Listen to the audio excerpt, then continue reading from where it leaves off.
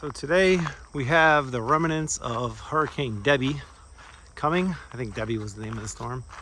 And we have a bunch of onions that need to be harvested. So I've grabbed a bucket here. Walking down past the chickens. I don't know if you can hear them making a ruckus over there. But we really got to get some onions harvested. And you don't want to harvest onions when it's wet. And we're supposed to get rain for 4 days. So work just ended. It's 5 o'clock. So I'm gonna try and get out here and harvest some onions. And then once I get them harvested, I'll get over to the shed and get the table out where we dry them. We normally like to dry them in a drier area, right? You don't want to put them out somewhere where it's rainy or where they can get wet. So we're gonna try and get as many as we can over there. While we're on our way, I'll show you the tops of our tomatoes here. I know this isn't onions, but you can see that got some little twigs basically here. So tomatoes and our tomatillos are looking like that. I don't know if you can see that, but that tomato also has a chunk taken out of it. That's from tomato hornworms. We had some tomato hornworms show up while we were in Texas last week. We went to Texas to see a friend of the family graduate from basic training. Very exciting times for him. But yeah, we came back and we had a whole bunch of giant tomato hornworms, and they came out of nowhere. There was no tomato hornworms when we left, and then got back 4 days later, and sure enough, they had mowed on everything. So just goes to show you, you really got to keep up on the pests. The tomatoes are starting to get their yearly sickness, which definitely just does happen. We'll harvest a lot of tomatoes though before they die. So you can see there's a whole bunch of tomatoes in there. There's tomatoes ripening down there. The tomatoes are doing great. We've got a ton of tomatoes in here. They just always die every year. Tomato pressure happens. It's just something that occurs. But yeah, we're not here to pick tomatoes right now. Got to get these onions taken care of. So if you look down here, you can see that our onion patch is looking pretty good. But you'll notice most of the onions have fallen over. So when onions fall over like this, that's a clear sign that they're ready. Any onions that are still standing, I'll probably leave here for another few days. Like this row over here, being that these are different varieties, this row here has not started to tip yet. Some of them down here have. I'll pull those out. But most of these are still upright. Meanwhile, you can see this one variety over here is almost 100% knocked down. There's one plant left that's not. And these reds here, I'd say maybe half of them, and then almost all of these yellows here. So a good number of these are ready. We'll go ahead and start pulling these out. If you've never harvested onions before, it's extremely easy. Onions are one of the easiest plants to harvest. All you have to do is take some sort of container, you grab the onion, you shake it off. I mean, really, really, really easy. Some of these are pretty small. I don't know, it seems sometimes we have that happen depending upon the variety and its space in the row. Sometimes they'll get big, sometimes they won't, but these ones here are kind of small. Not a big deal. They'll still be edible and delicious, but we're usually hoping to get ones, this size. These are grocery store size onions for sure. Now, some of them are going to be really big, like that one is quite large, but others not so much. So this guy kind of small, but right next to it, here's one much bigger. Now I will say these all came from the same seed. These all grew in the same starter. They all grew in the same row. I never really know what causes one to grow much bigger than the other one, but I don't really care if they're super small or really big. Onions are onions. We'll just let these dry out. We'll cut the tops off, and these things will store for months. It's pretty nice to have your own fresh onions. So I'm gonna just continue to pull these up, and then when I'm done, come back and we'll talk about how we cure them. So the process of curing them ensures that they stay good in storage for an extended period of time. All right, so we'll come back and talk about that in a couple minutes here. Okay, so I harvested the onions. Well, I've harvested some of the onions because I can't get them all in one basket full, but you can see we have a basket full of onions here. I have the basket sitting inside one of our run-in sheds. So we have these couple of run-in sheds. Keep tractor supplies and stuff in here. See, I got the log splitter and some old attachments for my old tractor that I have to sell still. Got a box blade and a plow. But anyway, we have the onions here and we have a table. The really important thing is that you have a roof. So like this roof doesn't let rain come in. It's far enough back from the edge of the outside so that rain is not going to drive in and hit the table. If you were concerned about it, you know, we could put it in the back somewhere. To be honest with you, we could probably dry them just on that piece of plywood back there if we wanted to, or that piece of cardboard. But I like to have them off the ground. So what you want to do with your onions to dry them is really, really simple. What we do is we bring them as close to the edge as we can make them without them falling off the edge. And we just kind of stack them in. And we'll just create a big long line of onions on the table, and then we'll overlap them. So the goal is to, let as much airflow get around these onions as possible so that they can dry out. The tops, of course, are really green. You don't want them to mold. You want them to dry. So that's why you don't want them to get wet, because if they get wet, of course, they can get moldy and gross. So just set them down. Now, people can do this also on like big wire mesh racks. If you have that, that's great, because then they would get air, air all around them. Whereas here, of course, air is only on the top and on the sides. But this has worked for us. We actually, even when we lived in Florida, we would put them in our lanai, which is like a screened-in porch that had a roof on it. And we would leave them in a basket like this to dry. And they did fine. We might lose, 1 or 2 onions out of a basket to rot, but not so bad. And they did fine. And that was with, Florida's ridiculous humidity. So here, we don't have any problems. We've done this 3 years since we've been living here, growing onions, and it works fine. Once again, you just want to just line them up, and then as you get down the line, because like here I'm going to run out of space, I'll have to put some more, you just kind of stack them in like so, and you just keep doing that down the row. And what that does is it just ensures that you have some air between them and that these things can dry. And what's going to happen is these tops are going to totally dry out. They'll turn brown. They'll look like this, because this is a leaf from an onion, right? They'll just turn totally brown. And once they get totally brown, you'll feel the neck or the collar here. And if it's no longer green and no longer kind of squishy because it's, green and fresh, then it's time. You can just cut the tops off, you trim the roots off, and you put them in storage. That usually takes a few weeks to up to a month or two. Last year, we harvested these. I want to say we harvested last year in around the same time, maybe late August. It's early August right now. But we harvested these last year, and we left them out here until I think I brought them in the day before our first frost, which was in late September. So I just watch the weather, and whenever a frost is coming, I'll come and grab them so they don't freeze. Outside of that, there's really not much else that you need to do with these guys. You can eat these right now if you wanted to. There's no reason you couldn't. These are perfectly edible. But we want to store them. We want them to stay good for months. We don't want them to go bad on us.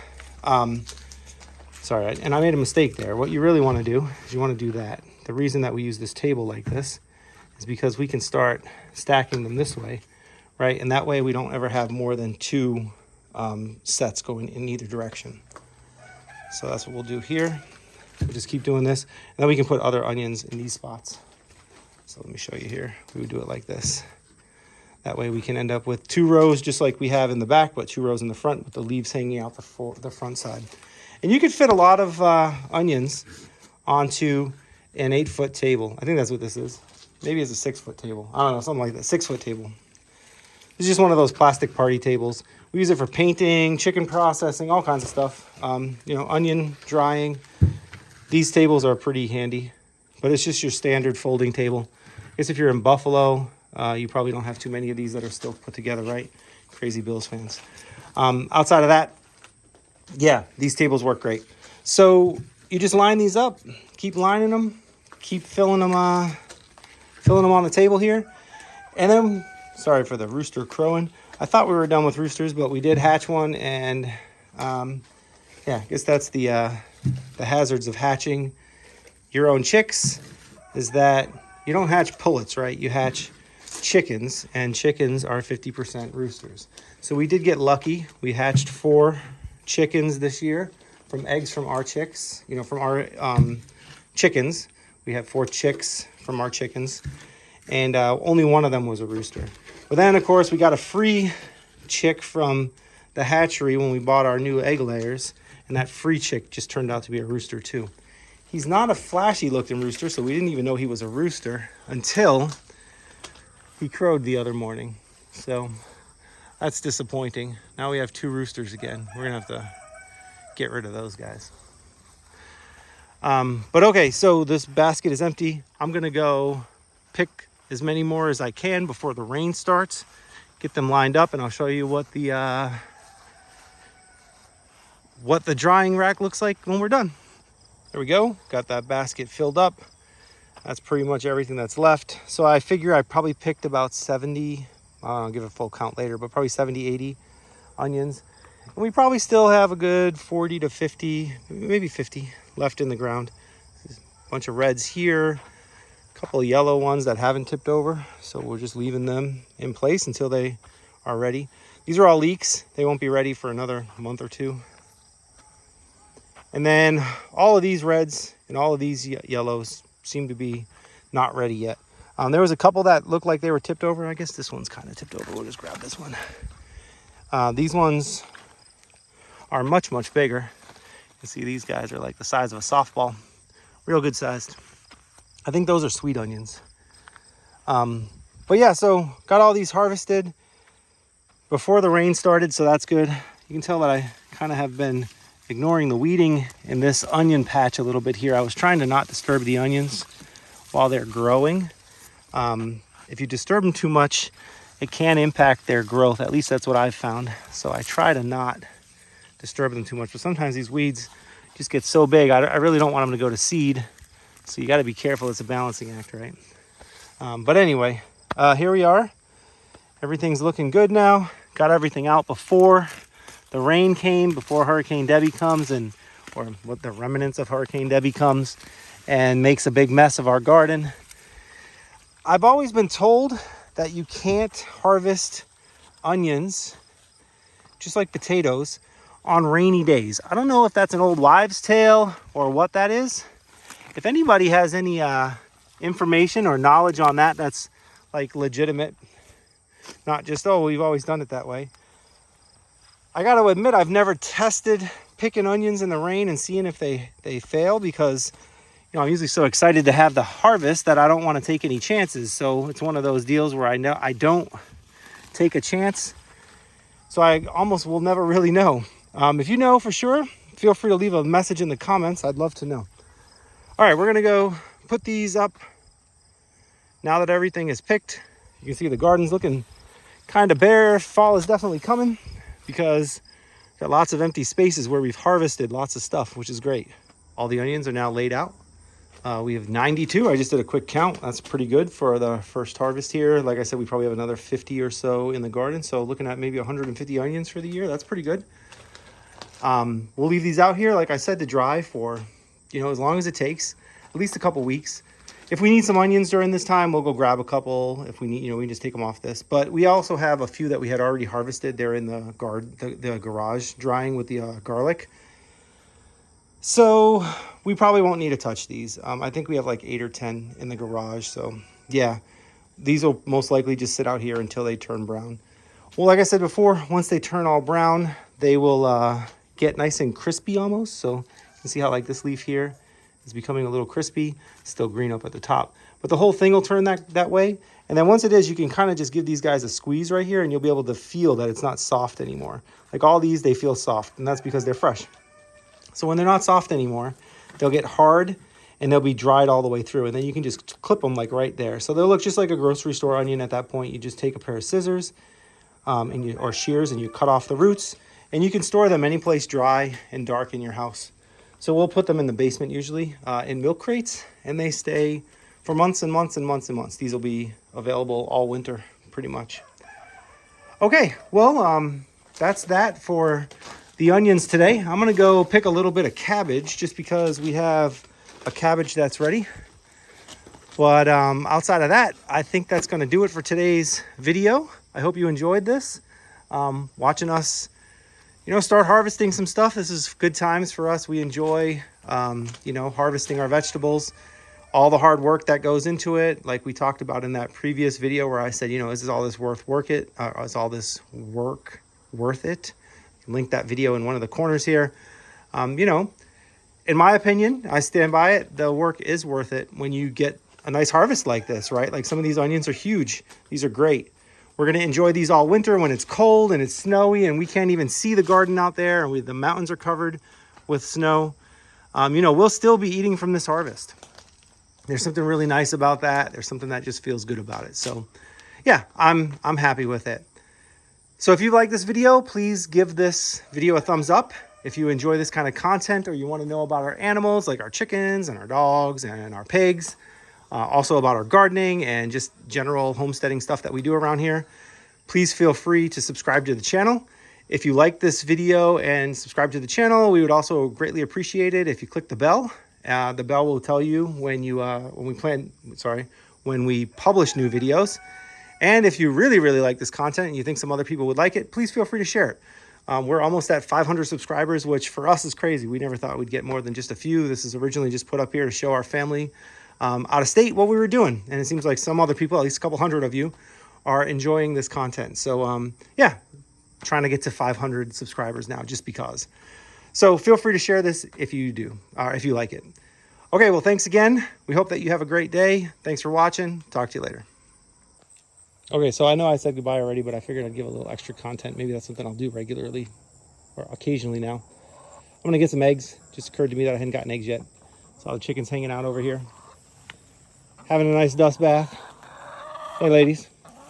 Got some other ones. There's our rooster that we hatched. He's behind the bush there. Yeah, there you go. You can see him walking along with his big, colorful feathers. These ladies are barely healed up from the old roosters. And this new one's coming around. Hopefully he doesn't get to, you know, breeding age anytime soon. I don't know if you can make him out. That is the free rooster that we got, that we didn't know was a rooster. That was our free chick that we got when we ordered our chickens. So the chickens are all doing great back here. You can see everybody's happy, healthy. These guys are chilling in here, taking a dust bath next to the feeder. Everybody's quite loud. A lot of these ladies had lost a lot of feathers from the previous roosters being very aggressive with them. But since we've gotten rid of the roosters, most of them have grown the vast majority of their feathers back. Some of them still have a couple of little bits of bald spots, but not too bad. That one right there is another one that we hatched. Those two actually are ones that we hatched.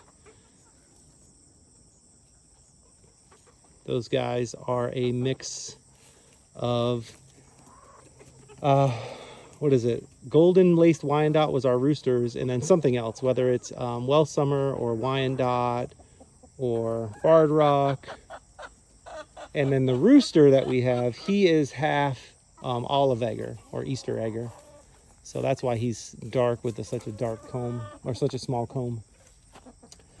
But yeah, so see that lady right there, you can see it's one of our original chickens. She's got some feathers missing still from the roosters being a little too aggressive with her. So we're kind of happy those roosters are gone. Speaking of, there we go.